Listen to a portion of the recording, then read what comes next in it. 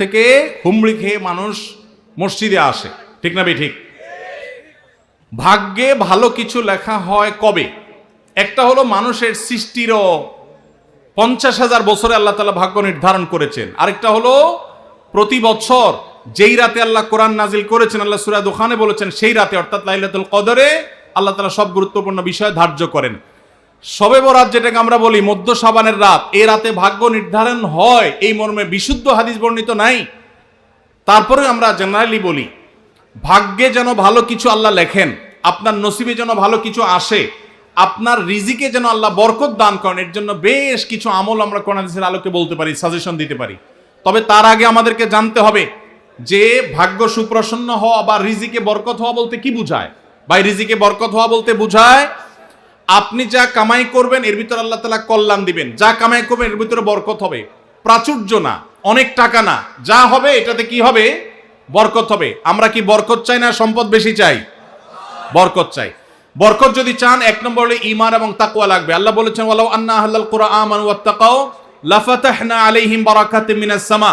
যদি কোনো জনপদের লোকেরা ঈমান আনে, আল্লাহর ভয় অন্তরে লালন করে, আল্লাহ বলেছেন আসমান থেকে বরকতের সব দুয়ার খুলে দেওয়া হবে। এজন্য ভাই, ঈমান যদি থাকে, তাকওয়া যদি থাকে, গুনাহমুক্ত জীবন গড়ার সংকল্প যদি থাকে, বরকত আসবে জীবনে। নাম্বার 2, ইস্তেগফার বেশি বেশি করলে আল্লাহ বলেছেন সূরা নূহের মধ্যে যদি কেউ ইস্তেগফার করে, নূহ আলাইহিস সালাম তার জাতিকে বলেছেন ফাকুলতু আস্তাগফিরু রাব্বাকুম ইন্নাহু কানা গাফফারা ইউরসিলিস সামাআ আলাইকুম মিদরারা ওয়া ইমদিদুকুম বিআমওয়ালিন ওয়া বানিন ওয়া ইয়াজআল লাকুম জান্নাতিন ওয়া ইয়াজআল লাকুম আনহারা। আল্লাহ নবী নূহ আলাইহিস সালাম বলেছেন আমি আমার জাতিকে বলেছি তোমরা আল্লাহর কাছে ইস্তেগফার করো, ক্ষমা প্রার্থনা করো। বেশি বেশি ইস্তেগফার করলে আল্লাহ তাআলা রিজিকের মধ্যে বারাকা দিবেন, অভাব দূর করবেন, সম্পদে এবং আল্লাহ তাআলা বরকত দান করবেন। তাহলে 2 নম্বর আমল হলো ইস্তেগফার করা, রিজিকে বরকত হবে ইনশাআল্লাহ। নাম্বার 3, শুকর আদায় করা। আল্লাহ বলেছেন লা ইন শাকারতুম লা আযীদান্নাকুম। আপনি কোনো কিছু পেয়েছেন আলহামদুলিল্লাহ বলেন, যা পাইছেন শুকর আদায় করেন, আল্লাহ নিয়ামত বাড়ায় দিবেন। নাম্বার 4, দান সাদাকা করা। আল্লাহ তাআলা বলেছেন ইয়ামহাকুল্লাহুর রিবা ওয়া ইউরবিস সাদাকাত। আল্লাহ সুদকে ধ্বংস করবেন, তবে সাদকা এবং দান এটাকে আল্লাহ তাআলা বাড়িয়ে দিবেন। এই জন্য কেউ যদি দান করে আল্লাহ তাআলা তাকে কি দেন? বরকত দান করেন তার রিজিকে। তারপরে 5 নম্বর হলো আত্মীয়তার সম্পর্ক রক্ষা করা। নবীজি সাল্লাল্লাহু আলাইহি সাল্লাম বলেছেন মান সাররাহু আন ইউবসাতা লাহু ফি রিজকিহি আও ইউনসা লাহু ফি আসারিহি ফালিয়াসিল রাহিমা।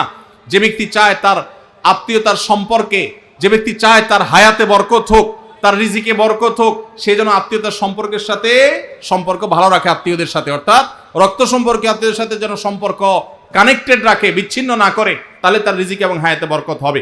এবং সর্বশেষ আরেকটা আমল বলতে চাই, সেটা হলো খাবারের ক্ষেত্রে একত্রিত হয়ে বসে খাবার খাওয়া। এই সুন্নত আমাদের সমাজ থেকে বিদায় হয়ে গেছে, আমরা অনেকে জানি না।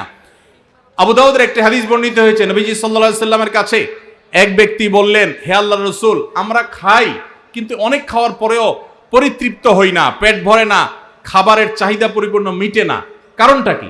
নবীজি সাল্লাল্লাহু আলাইহি সাল্লাম বলেছেন তোমরা সম্ভবত আলাদা আলাদা প্লেটে খাও, আলাদা আলাদা সিঙ্গেল খাও। তখন নবীজি সাল্লাল্লাহু আলাইহি সাল্লাম বলেছেন তোমরা সবাই একসাথে খানা খাবে, আল্লাহ তাআলা তোমাদের খাবারে বরকত দান করবেন। একসাথে খানা খাবে এবং বিসমিল্লাহ বলে খাবে, এই 2টা কাজ করলে আল্লাহ তাআলা তোমাদের খাবারে বরকত দান করবেন। এজন্য ভাইরা, বাসা বাড়িতে এক প্লেটে স্বামী স্ত্রী 2 জন আছেন, এক প্লেটে খাবেন। বাচ্চাদেরকে নিয়ে বড় প্লেট নিয়ে খানা খাবেন, এটা সুন্নত। নবীজি সাল্লাল্লাহু আলাইহি সাল্লাম উৎসাহ দিয়েছেন, কিন্তু আমাদের সমাজ থেকে এটা এখন হারিয়ে গেছে, নাই বললে চলে। আমরা সবাই যার যার মতো খানা খাই। এজন্য এই কাজটাও আমাদের আমলে, আমাদের রিজিকে, আমাদের হায়াতে বরকত এনে দিবে ইনশাআল্লাহ।